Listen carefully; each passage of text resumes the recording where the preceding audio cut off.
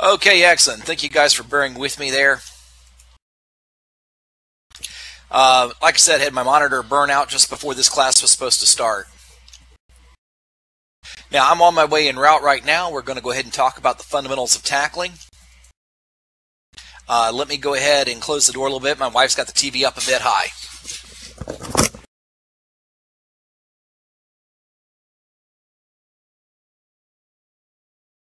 Okay, now a couple things to talk about. First of all, how many of you are familiar with the term tackling and actually know what that means? Rose had to drop. He'll be back. Roger that. Actually, Rose, you probably just need to turn your audio option on in game. You probably have that turned off. So yeah, you probably will need to relog real quickly. He's relogging. Or she. I don't know if it's a he or she. Okay, well, for those of you that aren't familiar, tackling, of course, comes from the term from American football, which is basically to tackle a player. And essentially, the concept is pretty much the same in game and Eve. Your job is basically to pin and hold an enemy vessel in a PvP environment, preventing it from warping and usually dramatically slowing it down so that it can be basically targeted and shot down before it can get away. Hey, can you turn that down just a tad?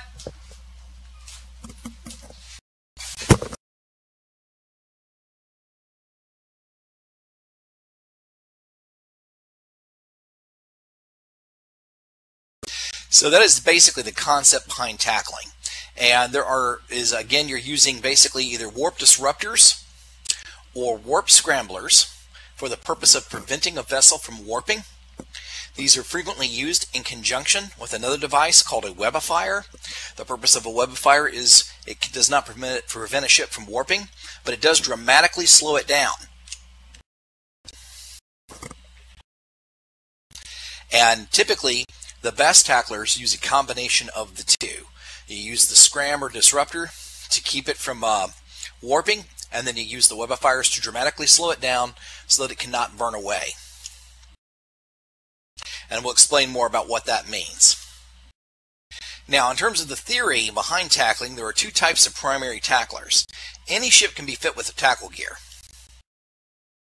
However, the most common ships used are called light and heavy tacklers. Light tacklers consist principally of frigates, fast frigates. They are known for their nimbleness and agility, and they are also known for their high speed, which when fitted with a prop mod, either a combination of overdrive injectors and afterburner or a micro warp drive, light tacklers can get to speeds in excess of 1,000 meters per second. You want them to be at least 1,000. I've seen speeds as high as well over 1,500. The idea of a tackler is that you've got to have enough speed to get downrange to your target and close with it very rapidly. Whereupon then you can then hit it with tackle gear, principally either warp disruptors, warp scramblers, and webifiers. Now the thing is that obviously, go ahead, Bash. I need to refit for faster prop. Yeah, you may find your speed's not fast enough, because that's a key thing about tacklers, is that tacklers have got to be just that. They've got to be speedy enough, and I think minimum speed for a tackler is 1,000 meters per second. If you're any slower than that, you're just not fast enough for the job. But you've got to basically have a minimum 1,000 meters per second. 1,200 to 1,500 I think is a little better. And you've got to basically have either a warp disruptor or warp scrambler, and typically a webifier. And I want to distinguish between the two, and we're going to talk about those two devices, as well as the webifiers each in turn. The first one I want to talk about is the warp disruptor. And I'll give you guys an example of one of those in just a second here.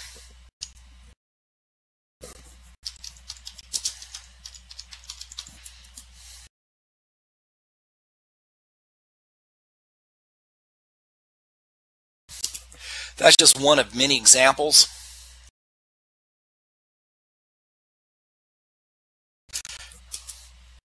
And yeah, you can all just be in station right now at Sinchel, because we're going to have the practical is going to come after we talk about the theory a little bit. Now, the first thing we want to talk about is the Warp Disruptor. The Warp Disruptor, as you can tell, just like all your modules, come in various meta variations. There are no less than 5 different Tech 1 variation, as well as a Tech 2 variation of Warp Disruptor, as well as several storyline and several faction versions. Now then, we're going to talk a little bit about Warp Disruptors and how they work. The main thing to remember about the Warp Disruptor is that it is the longer ranged of the two vis-a-vis its counterpart, which is the Warp Scrambler. Warp Disruptors typically will work at ranges of anywhere from 20 to 25 kilometers, depending on the type and your skills. And the purpose of those is that they are referred to as long points. And the reason why they're called long points is that Warp Disruptors and Warp Scramblers are referred to in game by the euphemism of points. And to point somebody means you've got them disrupted or scrammed so they cannot initiate warp to escape. I think the term points, though I'm making it up, came from the notion that each one generates a point of warp disruption. Warp disruptors generate 1 point of warp disruption, and scrams generate 2 points of scrams. So the key thing to remember here is that the Warp Scrambler has roughly half the range of the Warp Disruptor, but is twice as powerful. And it prevents the use of micro warp drives when you use a Warp Scrambler. So you not only keep them from being able to warp away, you keep the target from being able to use micro warp drives. Conversely, with the Warp Disruptor, it's just the opposite. The Warp Disruptor does not prevent the target from using a micro warp drive. It is not as powerful in that it generates only 1 point of disruption as opposed to 2, but it does have the advantage of being longer ranged. I'll be right back in 1 second.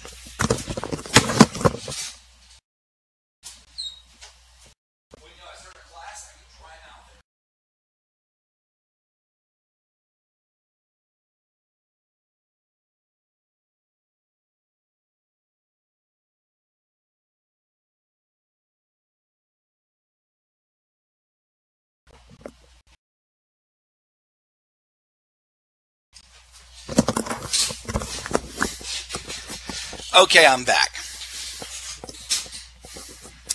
Yeah, Scrambler is fine. The thing is that each device has its own proper role and function. So I'm going to first talk a little bit about Warp Disruptors and their role and function.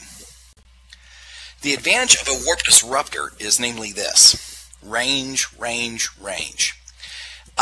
You can typically activate it from twice as far away as you can a Warp Scrambler, and it does keep the target from being able to initiate a warp and escape you. However, that is its only real benefit, is range. It's not as powerful, therefore it can be overcome and compensated for more readily with certain types of modules, principally warp core stabilizers. And furthermore, it does not prevent the use of micro warp drives. So while your range on this thing is only about 20-25 kilometers, if you hit somebody with it and they've got a micro warp drive and they're fast enough, they can burn away from you.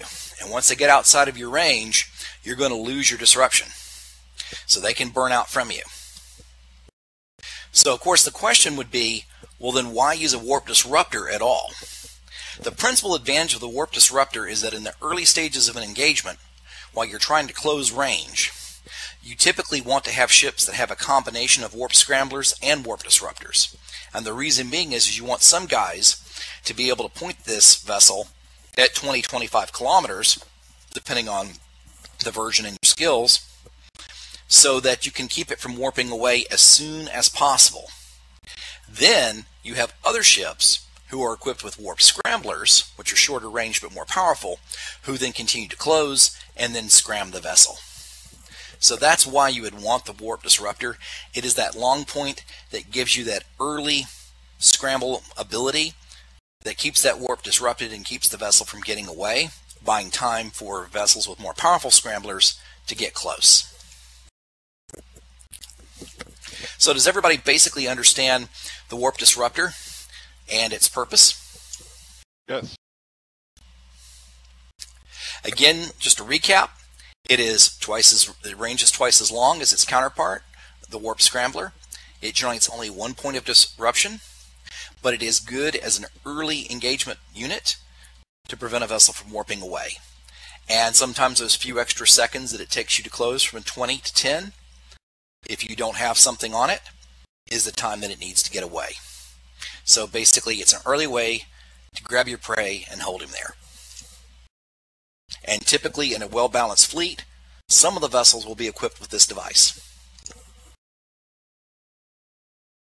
Now the next device that we're going to talk about is the Warp Scrambler.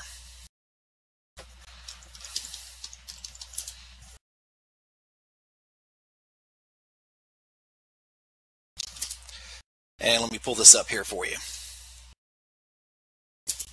And just like the Warp Disruptor, the Warp Scrambler comes with several Tech 1 versions, a T2 version, and a number of faction versions as well. Obviously, each and every version, the more money you spend on them, the little bit longer range and the better performance that you get out of them. Now, the thing about the Warp Scrambler, as I mentioned, is that it has half the range of the Warp Disruptor, typically being about 10 kilometers or more, depending on the device. And likewise, it gives twice the disruptive ability.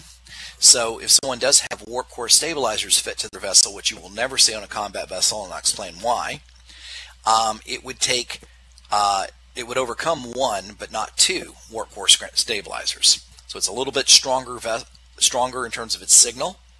And the last and perhaps most important thing about it is the vessel that is warp scrammed as opposed to warp disrupted cannot, as I said before, use microwarp drives, which is extremely important because obviously, if, again, as I said before, if they can get out of the range of these devices, then you lose your ability to prevent them from getting to warp. And if they have a microwarp drive, that greatly enhances their ability to burn out from under you. And correspondingly, if they can't run that microwarp drive, it makes it that much more easy to stay closed with them and keep them from extending range on you.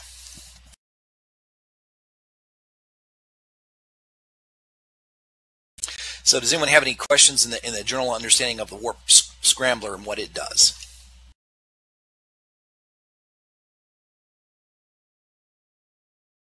Again, the main point of the Warp Scrambler is just that. Half the range, twice the power, and prevents the use of microwarp drives. Notice that I did not say anything about afterburners. None of these devices interfere with afterburners.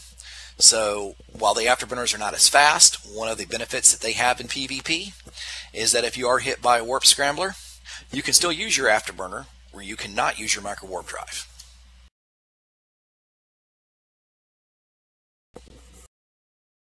You got to get typically within 10K.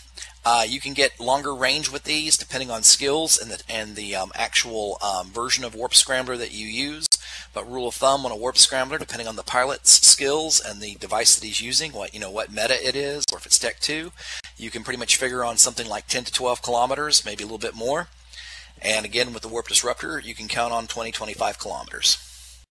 So that's the key thing to remember there is Warp Scrambler, you got to be in pretty close. Warp Disruptor, not so close, but at the same time not as strong and does not prevent the use of microwarp drives. Now we're going to talk about another device, which I'm about to pull up for you.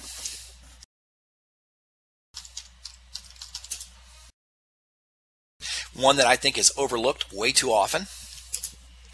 That is just as essential a piece of tackle gear, the Stasis Webifier.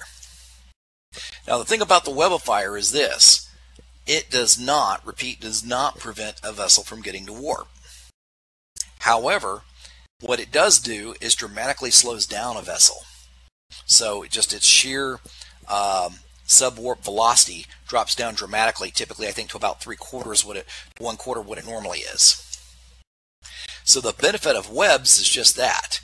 You can't prevent anybody from warping away, but you can sure slow them way down. Now, can anybody understand why that would be considered an essential piece of tackle gear, even though it doesn't prevent warping?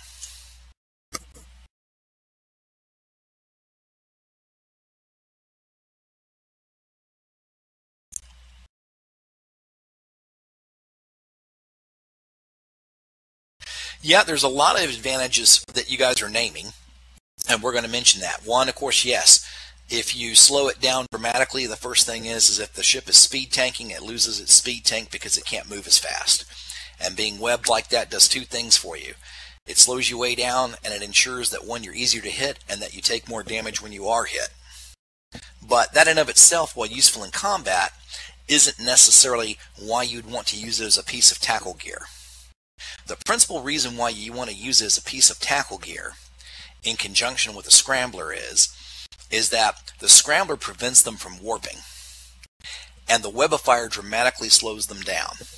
And the reason why we want that webifier on there is, as I said before, the range on the scrambler is only about 10 clicks or more depending on your skill, but not a whole lot more.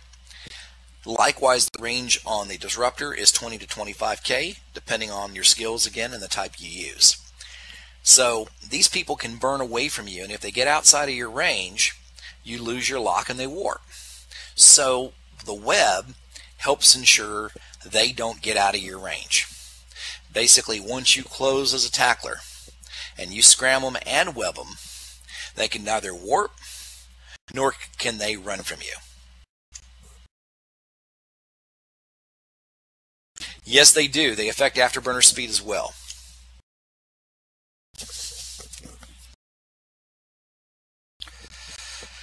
Well, I use 10 as a rule of thumb.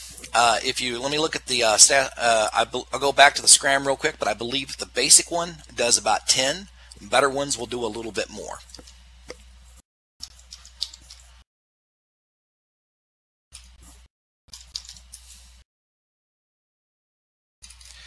Let me look at the warp scrambler again real quick.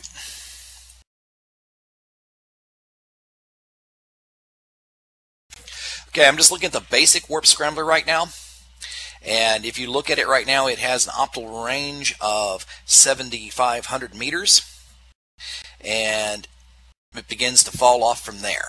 So yeah, like I said, I'm not using hard and fast ranges, but the main rule of thumb you need to remember is that typically a basic warp scrambler is good for about 10 kilometers. A little more if you're using a better version and you're well skilled. Likewise, a basic disruptor is good for about 20 kilometers. A little more again if you're using a better version and better skilled. Now the thing to remember about that is, like I said, 10 kilometers is not very far. If you've got a vessel that's pretty fast, he's going to pull out of that pretty quickly. But that's where the webifier comes in. If you've got him scrammed and he can't use a micro warp drive, and you were fast enough to close with him to begin with, and you've got him webbed, so even if he is dual propped and has an afterburner, that's going to be a very limited utility to him. Simply put, he can't get away so long as you've got him both webbed and scrammed. The only way he's getting out of that is that if he or somebody else kills you. Which is why tackling can be a very dangerous job. So to kind of recap the theory a little bit, in a well-balanced fleet, you would have some people equipped with disruptors. Now the people who are equipped with disruptors would not typically be equipped with webifiers. And the reason for that is that disruptor ships don't need to get quite that close. I mean, if you had a webifier and disruptor, you could get that close, but typically a better fit is, if you're going to get in under 10K and under, you want to have a webifier and a scram. If you're planning to just point them initially in the opening engagement until a stronger tackler can get in there, then you want a disruptor with no web. So you're just basically keeping them for warping for a little while the other tackler is getting close enough to web them and scram them. But a well-balanced fleet will have both versions. Now, the basic notion of tackling itself is just what I explained. You scram them, you web them, and you're holding them in place. And they simply can't get away. They're like a fly on flypaper. At which point your damage dealers, your DD in the fleet, proceed to burn the target down. Now, the other thing about tackling that you need to be aware of, though, is that it is a high-risk venture. It's not a particularly hard task to use. The ships are fairly cheap to fit. You can make them pretty fast, and a pilot with limited skills can do the role. However, if you scram a ship, they're going to get a scram warning. and they can see that it's you doing it to them. And they're obviously going to do their utmost to burn you down and destroy you if you've got them scrammed well. Now again, if you're not on top of your game and you're using scrams without webifiers, or likewise you're just using disruptors with no scrams or webs, then they're going to try to just burn out and burn away from you. But if you're using the proper tools of the trade, they can't get away. Not once you've got them. Not short of killing you, which means that you then become a very primary target for them. Now the next thing we want to talk about is, well, how do you keep from getting killed once you scram somebody? The primary way that you do that is, obviously, you want to have a pretty fast ship, as we were discussing, and you want to orbit that vessel at a pretty close range, like 2,500 meters or less at high speed. What that does is that gives you maximum transversal, that is basically lateral movement relative to your target, which makes it harder for weapons to track you, harder for weapons to hit you, and when they hit you for less damage. Also, conversely, if you have a little bit of tank on your frigate, that also enables you to soak a little bit of damage while you're trying to maintain your transversal and keep your target webbed. Because scrambling, tackling is not for the faint of heart. You pretty much got to stay in there until such time as enough other people have got them scrammed that if you are taking damage, you can then safely undo your lock and get away without necessarily allowing the enemy to get away as well. And that's the basic theory behind that. You're using maximum speed and maximum transversal. Now there is one more thing I do want to mention about using speed and prop mods. With a tackler, I think you can get plenty of good speed with an overdrive injector and a afterburner, and that's actually a very viable way to go because you can use those safely the entire time you're in combat. They're not as fast as the micro warp drives, but they're close, and you're often good enough to get the job done, and you can keep them running while you're in combat, which gives you a little bit of speed tank, and it does not affect your signature radius. Now, micro warp drives are often a popular choice for tackling, and with good reason. You simply can't get more speed out of a ship than you can with a micro warp drive. The one thing you got to be careful about, though, when you're using it, is you use it to close and get your tackle gear, your tackle weapons off. But once you've closed and you got those tackle weapons on your target, you shut that micro warp drive off. Reason being is it blows up your signature radius on your vessel by 5 times from what it normally is. So suddenly a frigate has a signature radius of like a cruiser, and consequently you will take a lot more damage. You're quicker to target, you're easier to hit, and you take more damage when you are hit, which for a frigate means you go pop fast if you're running one of those things and you get hit with it. So the key thing to remember about a micro warp drive in tackle mode is you use the micro warp drive to close range and get your weapons on your target. Once that web and that scram are on the target, you shut that sucker off. Again, the afterburners, don't sweat it. You can keep those running all day long, so long as you got cap to support it. So is everybody clear about prop mods and prop mod combinations? If you use a afterburner, I recommend you use an overdrive injector with it, because you're typically just not going to get the speed that you need without that combo for a tackler. And likewise, if you use a micro warp drive, you do not necessarily need the overdrive injector for the purpose of closing with your prey.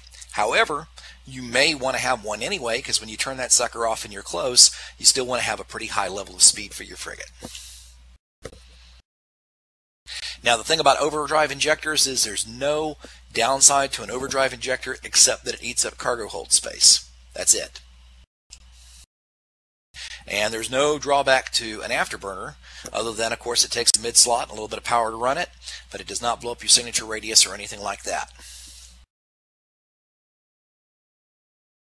So does everybody understand those 3 modules, micro warp drives, afterburners, and overdrive injectors, and why you would use them?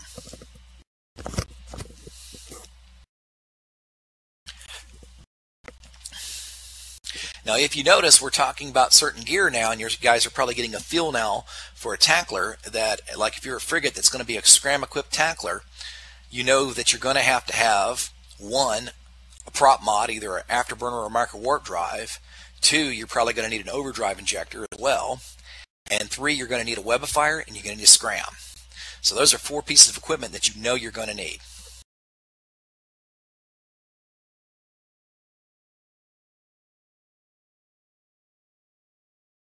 Yeah, and that's the thing about dual prop. You'll hear about what's called dual prop. Dual prop is a ship that is equipped with both an afterburner and a micro warp drive. The problem with that is that micro warp drives demand a tremendous amount of resources to run, and typically you'll find it very hard to fit an afterburner and a micro warp drive, and if you do, they'll tend to kill your shield tank or a tank of any kind.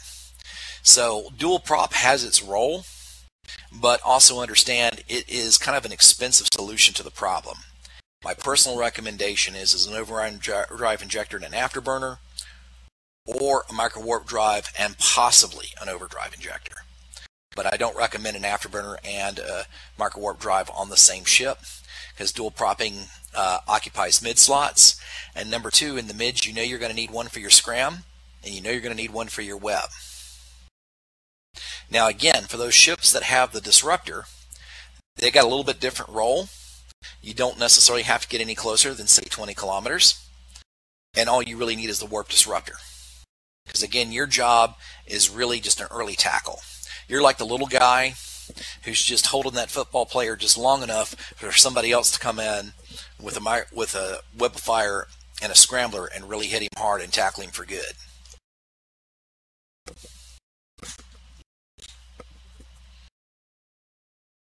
But again, in my opinion, a well-balanced fleet will have both types of devices, as well as webifiers in use. And anybody wanting to use any of these devices is going to need some sort of prop mod and a certain minimum speed. I would define that minimum speed as 1,000 meters per second. Anything less than that, you're too slow.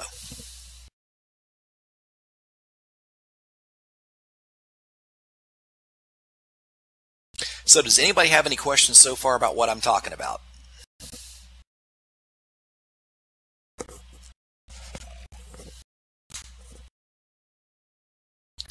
Okay, now the next thing to talk about when you're tackling is, as I said before, when you're building the ship, you build the ship for the mission and role you intend to carry it. So for a light tackler, and a light tackler is defined as a frigate, a light tackler is going to have a certain amount of speed, a webifier, and a scram typically. Those are 3 essentials that have to be in place. Otherwise, you're fail fit for your job. Now, the next thing that you give priority to is not DPS, but insofar as you can with a frigate, is to give yourself a little bit of tank and a little bit of ability to take a little damage while you're holding this tiger by the tail that's trying to kill you. DPS, while always a good thing to have, I'm never going to knock DPS, but in our order of priority for a light tackle is actually 3rd in the list of 3. Your first 2 priorities are speed and proper tackle gear, and your second priority is having tank. Your third priority is DPS. So always bear that in mind in your design. Your job is to get down range in a hurry, grab it, and hold it, and hopefully survive long enough for somebody to kill it. You're not going to be the guy to bring it down no matter how much DPS you do. Not typically. Now that we've discussed light tackles, I'm going to discuss the guy that comes in to help you while somebody's trying really hard to kill you when you're a light tackle in a frigate. That is what is commonly called heavy tackle. Now, a heavy tackle is typically a cruiser. And it is a cruiser that is typically, because of the speed cruisers have, it is almost always fit with a micro warp drive as opposed to an afterburner, because it has to get, again, that speed of at least 1,000 meters per second to be able to do its job. I'm going to give you guys an example of a heavy tackle. This is an expensive one, but you can do this with a thorax as well. And I'm going to give you an example of a light tackle as well, with a couple of fits I have here. First, let's give you the light tackle because we've been talking about that.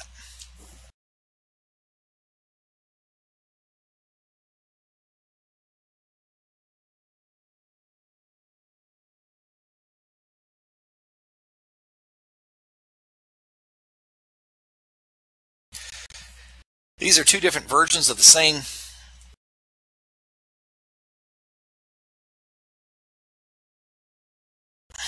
There we go, got that right the second time.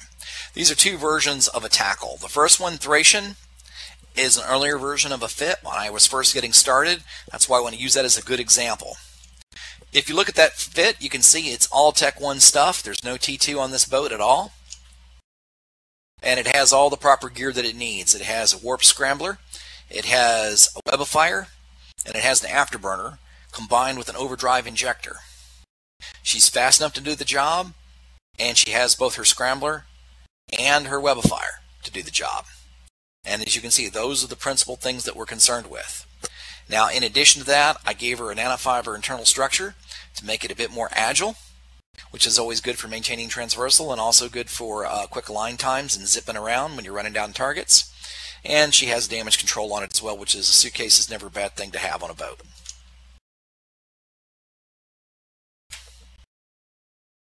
Now, if you look at Thracian 2,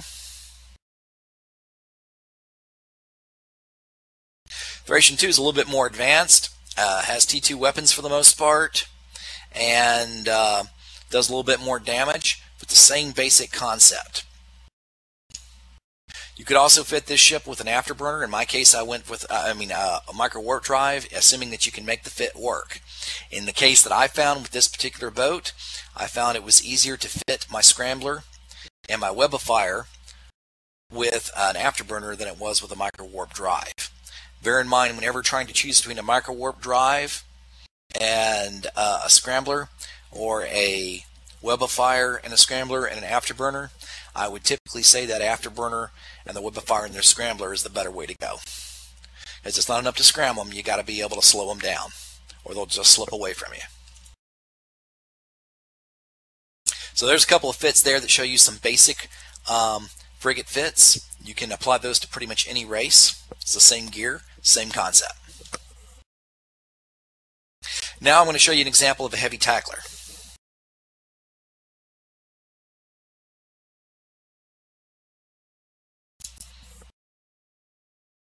Now if you look at this fit, Furious, this is a Vigilant. It's a pirate faction ship. It is based on the thorax hull.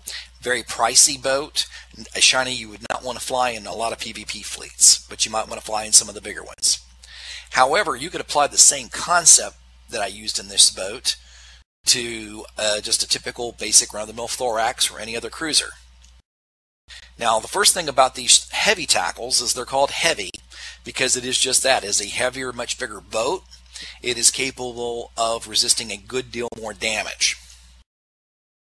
Consequently, as you know, a cruiser is simply going to be able to take a lot more punishment than a frigate. It's going to be able to last in there longer. Just as I said, in a well-balanced fleet, you have a combination of people equipped with warp disruptors and other people who are equipped with warp scramblers and webifiers. Also, in a well-balanced fleet, you should have some light tackle, those frigates that we were just talking about, and some heavy tackle, like this Vigilant or Thorax or any other type of cruiser. Now, the thing about the cruisers, as I mentioned before, they're much slower boats because they're much bigger and heavier. Consequently, what you're going to need is a micro warp drive with these. However, they typically have enough going on in terms of their CPU and power grid that in addition to fitting that micro warp drive, you can still fit that scrambler and you can fit that warpifier, as you can see that I've got here on this ship. So you've got a full proper set of tackle gear, and with your micro warp drive you've got the speed to run it down. And mind you, if there's light tackles who've already grabbed it, you don't have to run very far before you can shut that micro warp drive off and you've got him. Now, the way that theory works is this. The light tackles basically grab the ship initially. They're often going to be the first to get a lock and going to be the first to hit it. The heavy tackles likewise are also pursuing. And they're there to throw in additional scram and additional webifier. And once they've got it, if need be, if the frigate starts taking too much damage and has to bolt, it can safely bolt for cover, and the heavy tackle can take over the primary function of tackling because it's also got it webbed and scrammed. So the target, even if it runs the frigate off, it can't run off. The cruiser is still there webbing and scramming it. It's now got to kill the cruiser too. most ships are not going to last long enough to kill that cruiser and a frigate at the same time. Not before a fleet that's primarying that vessel burns it to the ground.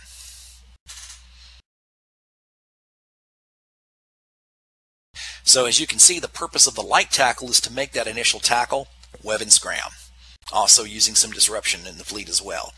The purpose of the heavy tackle is as a follow-on vessel that actually takes over the scramming role and the webbing role from the light tackle. So if the light tackle starts taking too much damage, it can let go and run without the ship warping away and escaping. In an ideal world, yes. In an ideal world, you should have at least one light tackle and one heavy tackle. And both should move in with all possible speed.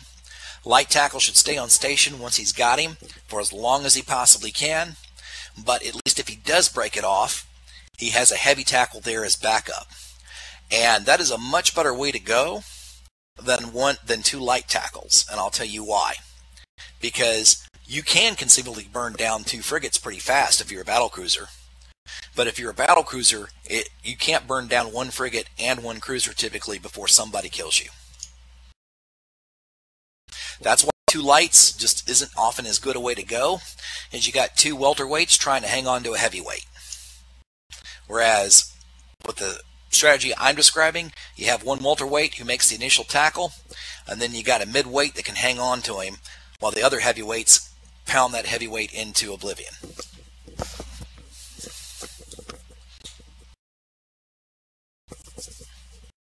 So does everybody understand the difference between light and heavy tackle and why you would want both?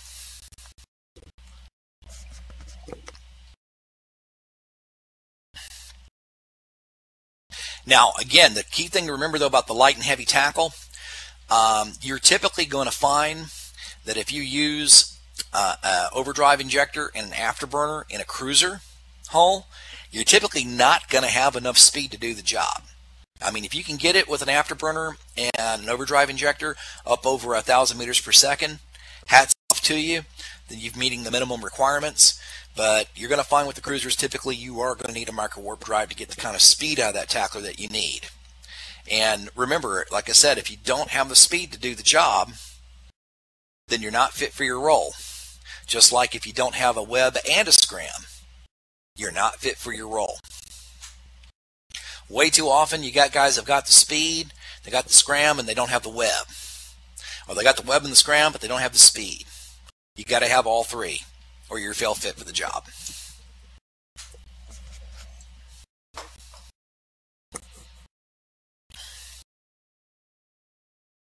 Now, in terms of who would carry these longer ranged weapons, these disruptors that I'm talking about, those could conceivably go on any ship. You could put them on destroyers that are going to keep range. You could put them on other frigates. You could put them on cruisers. You could even have them on battle cruisers if you wanted. I've used them on every one of those types of classes. The only class I probably wouldn't put one on would be a battleship because they're just so darn slow, they have pretty much no chance of ever catching it.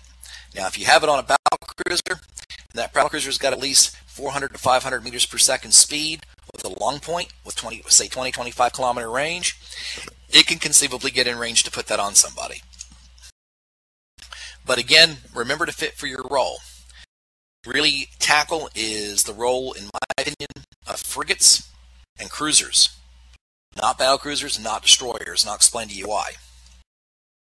The reason why I say not destroyers is they're not as agile nor as fast as the frigates, and more importantly, because of the way that they're designed, they are better used as damage-dealing support vessels, meaning the destroyers.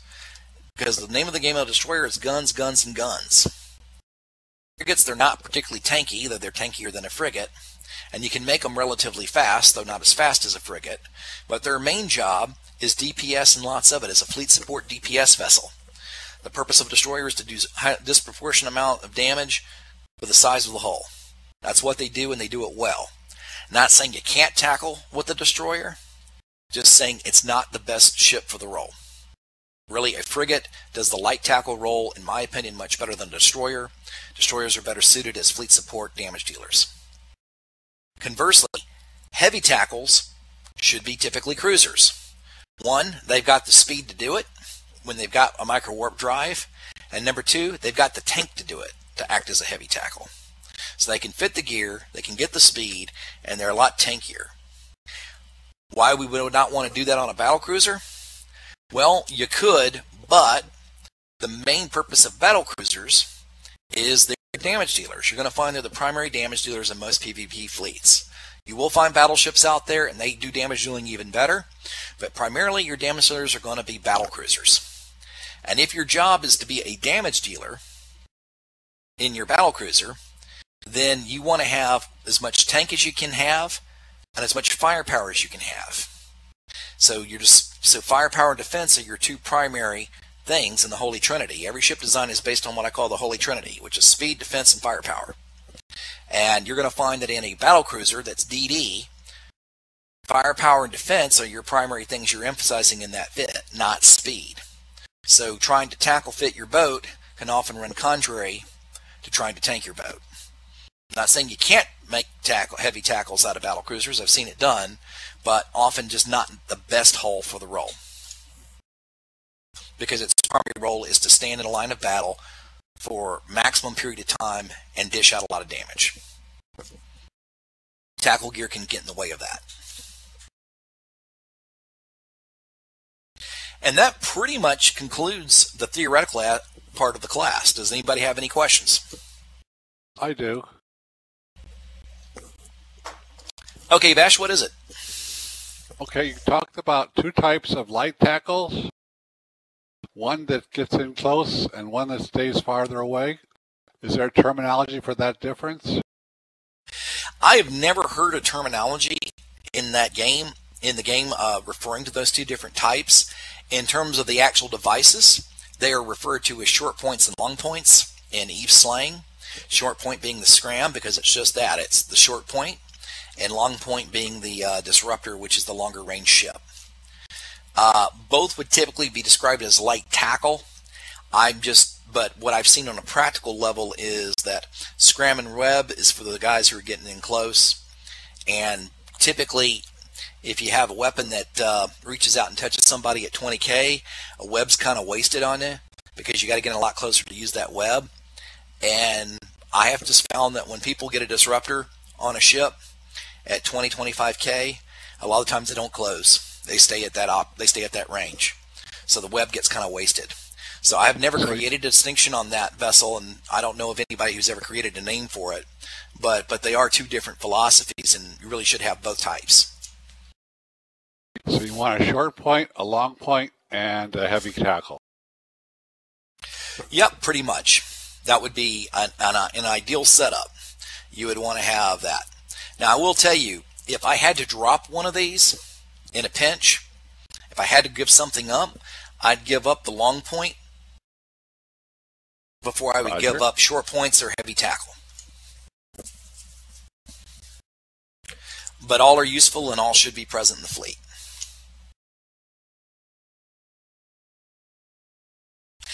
Yeah, I mean, so far as sensor boosters go, there's nothing in the world wrong with sensor boosters because they give you that faster lock time, and I definitely want to, don't want to get in the way of people's individual creativity. I just don't consider a sensor booster an essential piece of equipment, and I'll tell you why. If you're a frigate, you already have a pretty high scan resolution to begin with. And if you're targeting your average battle cruiser, which is often going to be your primary target, is usually a battle cruiser or larger, you're going to have a pretty fast lock to begin with. So while a sensor booster is helpful, it's hardly necessary on a frigate. Whereas if you're using a battleship or a battle cruiser in a damage dealing role, then getting a faster lock time really does make a difference because those vessels have such long times to lock to begin with. So not saying no to a sensor booster. I think it would work, and it would work fine. Just not really essential. And when you're considering a frigate hull, most frigates have at most about 4 in the mids. So you want to consider the fact that if you have that sensor booster, and you have your prop mod, and you have your web of fire, and you have your scrambler, well, all I can say is you better be armor tanked because you don't have the ability to put any shield tank on that boat. Which brings me back to the other point I was saying is you want to have a little bit of tank on these things because you want them to be able to at least hopefully not insta-pop the very first time they're hit. You want them to be able to be on station for at least a little bit.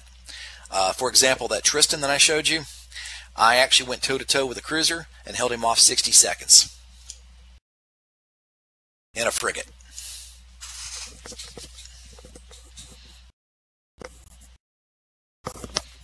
So you want to be able to do that. You want to, if you're a light tackle, you want to be able to be in a situation where somebody starts blasting you, you can hopefully hold out for at least, I would say at least 20 to 30 seconds. A minute is ideal, but you need to be able to hold on for at least 30 seconds to give time for somebody else to get in there.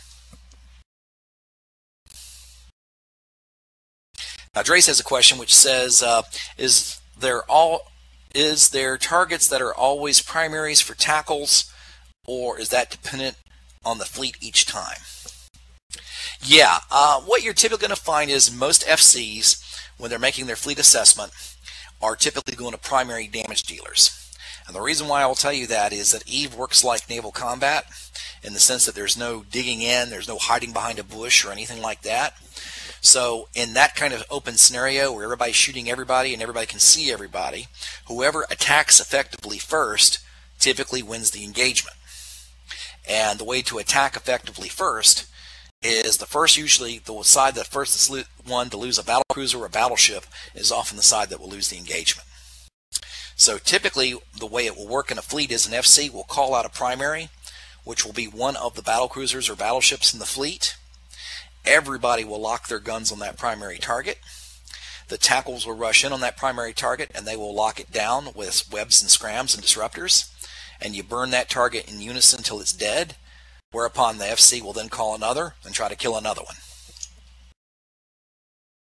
But which specific target will be depends on the FCs, but typically the FC is always going to call a primary as a battleship or battle cruiser.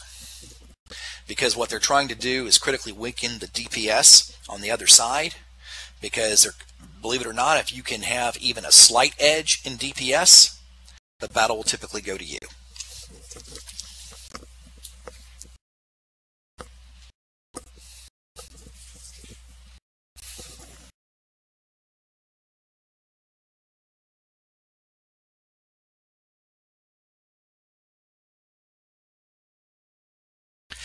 Well, when you bail kind of depends both on the pilot and the ship. For example, if you're a tackler that is shield tanked, and I've seen tacklers that have been, then typically when you want to bail is, when you start going into armor, I would be of the opinion that tacklers should be pretty aggressive.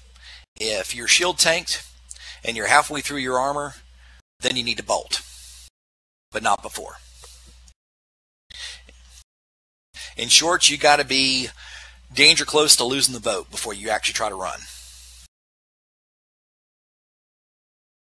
Now, again, if you're armor tanked, then what I would say is your shields have got to be down and your armor has got to be, to my mind, at least 80-90% down before you bail if you're an armor tackler. Tackling is not for the faint of heart.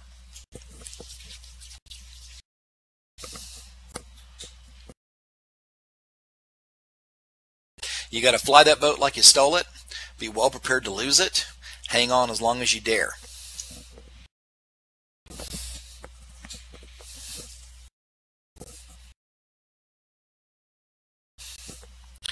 Dave Mercer asks, are there any mods that can break a point? Yes, that is warp core stabilizers, and here I'll give you an example of them right now.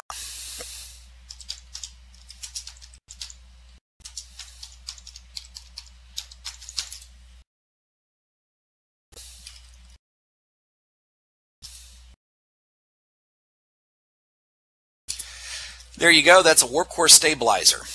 To explain to you how those work, the first we'll start with the warp core disruptors, which generate, as I said before, 1 point of disruption.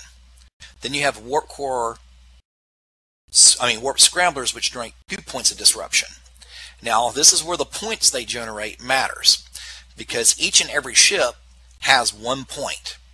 If you throw a disruptor on your typical vessel, then you have 1 point of disruption versus 1 point of warp core, and you are scrammed. You cannot warp. However, for every warp core stabilizer that you equip in the low slots of your vessel, it gives you 1 additional point.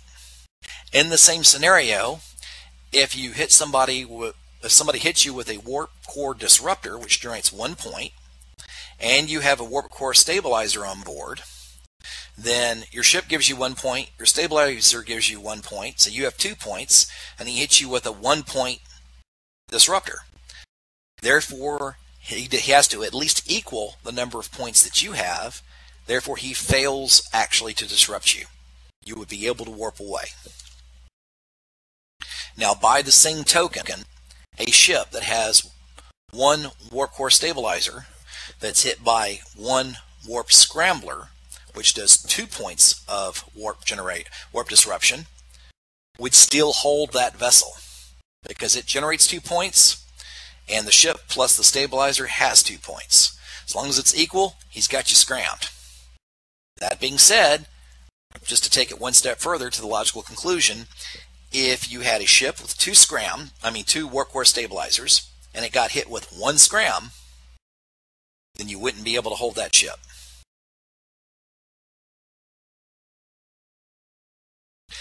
That is a great module for T1 haulers that are looking to go into do any kind of low sec hauling.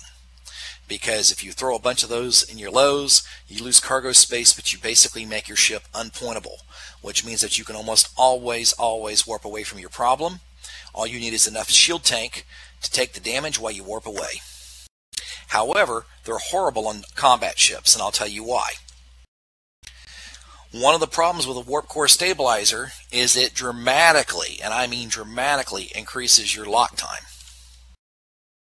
Takes you all day to lock with these things. Even one of them will add a significant amount of lock time to any vessel. So you never see these in combat. And the reason being is that the way in which they affect your lock time. Now, there are ways you could get around that to some degree. You could mitigate that somewhat with a sensor booster. But then you're getting in a situation where you're carrying 1 warp core stabilizer, you're carrying 1 sensor booster to kind of like counteract that problem, and it gives you a minimal amount of protection. And if somebody hits you with a scram, you're still locked. You still warp disrupted. You really got to be carrying 2 to have any reasonable chance in combat of getting away. And with the stackable penalties associated with having 2 of those on your ship versus your lock time, it'll take you all day to lock. All day. Even if you have a sensor boost to try to help counteract that. So that's why you never see these on PvP boats. Because warp core stabilizers and reasonable lock time just simply don't mix. Warp core stabilizers are great for haulers and encouraged, but they are terrible for combat ships. And yes, if there are numerous people pointing someone, all the points keep adding on it. That is quite correct, Dave. If you get hit with enough points, they can overcome the resistance of the stabilizers even if you're carrying them. That's why when you are a hauler, and that's a whole different class I teach, but when you're engaged in low sec hauling, you want to carry as many of these in the lows in a T1 industrial as they can possibly carry. Too much is never enough, because you have to minimally, in my mind, be capable of fending off at least 1 scram and 1 disruptor simultaneously for minimum safety. But that's a different class. So are there any more questions about the basics of tackling?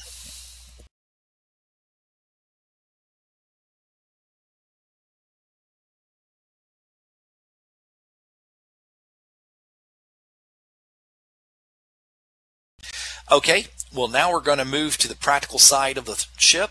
Everybody get your tackle boat that brought one. Anybody that wants to watch is welcome to who doesn't have a tackle boat. And we're going to undock and actually practice this, because it's one thing to talk about it. It's another thing to actually use it. I'm going to give you guys an in-service on how to use these weapons, how to activate them, and how to know when you've got them working properly. Because one of the problems that happens is all too often people understand, even if they have the basic theory that I just gave you about tackling, they go in there, they try to use the weapons for the first time, and they're all flubbed up. Because they've never used them before, and they're in a combat situation, and the adrenaline's pumping, and they don't even really half know what they're doing. So we're going to have a practical part of that. Now let me go ahead and get my ship here.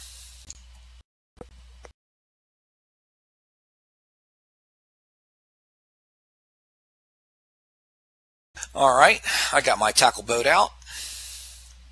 Let me make sure it's got its proper web gear.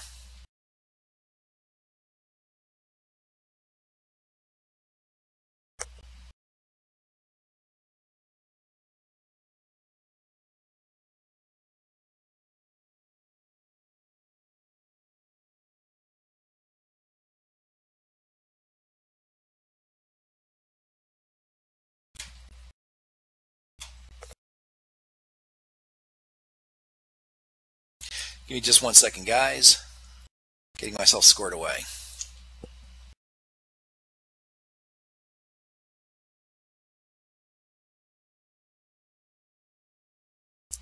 Oh man, I can't believe it. I don't have my webifier here.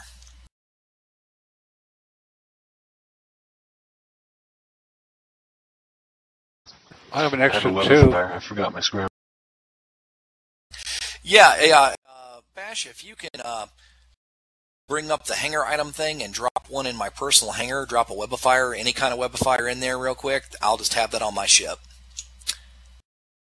I was doing missions with my wife in this, and I had a shield extender in there in place instead. A boat like this, fill fit without